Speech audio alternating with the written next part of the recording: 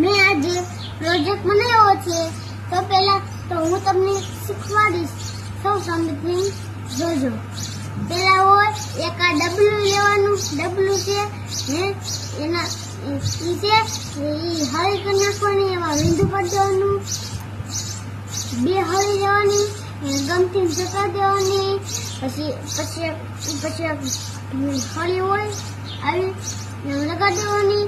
પછી આ એક આમ લગાડી દેવાનું. હળી ચપટીથી હળી લગાડી દેવાની. પછી એક આ દોરો હોય એને આમ લગાડી દેવાનું. પછી આ બોટલનો ડોલ લઈ લેવાની. પછી આ વાળો લઈ લેવાનો એને બાંધી દેવાનું. પછી આમ કરીને નાખવાનું.